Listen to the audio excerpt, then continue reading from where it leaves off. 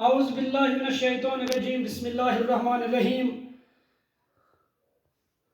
آج میں ایک نیا سلسلہ شروع کرنے جا رہا ہوں، وہ ہے 10th کلاس کے اردو کے جو اسباق ہیں، ان کو میں نمبر وائز آپ کے سامنے خلاصے کے طریقے پر پیش کروں گا۔ سب سے پہلے جو آج کا ہمیں سبق ہے، جو اردو کا سبق 10th کلاس کا، وہ ہے داستان۔ داستان جو ہے، داستان فارسی زبان کا لفظ ہے۔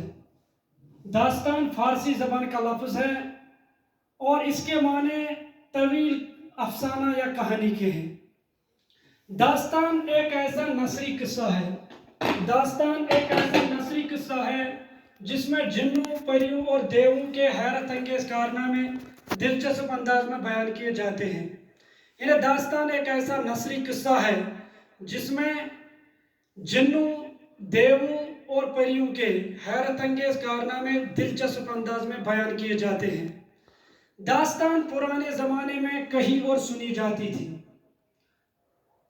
یہ قصہ در قصہ ہوتی تھی، یعنی اس کے بہت سے قصے ہوتی تھی۔ داستان کا مقصد جو تھا وہ ہے سنانے والوں کو کچھ دیر تک مسرت اور ہنسی فراہم کرنا تھا۔ پرانے زمانے میں جو بادشاہ تھے وہ داستان گو یعنی داستان سنانے والے ملازم رکھتے تھے جو انہیں مہینوں داستانیں سنایا کرتے تھے۔ بظاہر ان داستانوں کا حقیقی زندگی سے دور کا بھی واسطہ نہیں تھا، بظاہر ان داستانوں کا حقیقی زندگی سے دور کا بھی واسطہ نہیں ہوتا تھا، تاہم ان میں اپنے معاشرے کی کچھ حد تک عکاسی ہوتی تھی۔ انہیں بظاہر اگرچہ ہمارے معاشرے میں جن، دیو، پری یہ تو نظر نہیں آتے ہیں، لیکن جو ایک دوسرے پر ظلم و زیادتی، ایک دوسرے کی باپ کے مرنے کے بعد جو اس کی پراپرٹی حذف کی جاتی تھی، یہ سب چیزیں تو ہمارے معاشرے میں پائی جاتی ہیں۔ انہیں بظاہر تو کچھ حد تک اس میں عکاسی نظر آتی تھی۔ اردو میں داستانوں کا رواج ہمیں اس زمانے سے ملتا ہے جب اس میں تصنیف و تالیف کا سلسلہ شروع ہوا۔ لیکن جو فورٹ ولیم کالج ہے، فورٹ ولیم کالج جب قائم ہوا تو داستان گوئی کو بہت فروغ حاصل ہوا، کیونکہ بہت سی فارسی داستانیں تھیں، ان کا اردو میں ترجمہ ہو گیا۔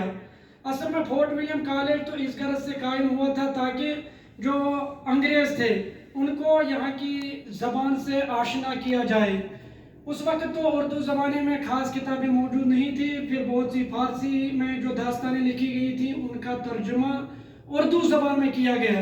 اس سے اردو داستان کو یہ فروغ حاصل ہوا کہ بہت سی داستانیں ان کا فارسی میں اردو ترجمہ ہوا۔ اور فورٹ ولیم کالج کے بعد اردو میں بہت ساری داستانیں لکھی گئی ہیں، چاہے وہ باغ بہار ہو، صبرس ہو، طلسم شربا ہو، یا اسی طریقے سے الف لیلا کا ترجمہ ہو، فسانہ عجائب، یا اسی طرح رانی کیتکی کی کہانی۔ لیکن سب سے زیادہ جو شہرت ہے وہ ہے داستان باغ بہار کو ہوئی، جو قصہ چہار درویش کا ترجمہ میر اموں نے باغ بہار کے نام سے کیا۔ 200 سال گزرنے کے بعد بھی اس کی شہرت برابر قائم ہے۔ لیکن اب 19ویں صدی کے بعد جو داستان ہے وہ زوال کا شکار ہو گئی اور اس کی جگہ ناول نے لے لی۔ لیکن جو فروغ کہانی کی دنیا میں ہمیں آج، چاہے وہ ناول کی صورت میں ہو یا افسانے کی صورت میں ہو، جو ترقی ملتی ہے، اس کی اگر ہم دیکھیں گے تو بنیاد وہ داستانوں نے ڈالی ہے۔ تو اس طریقے سے مجھے لگتا ہے کہ یہ داستان آپ کو اچھی طریقے سے انڈرسٹینڈ آیا ہوگا۔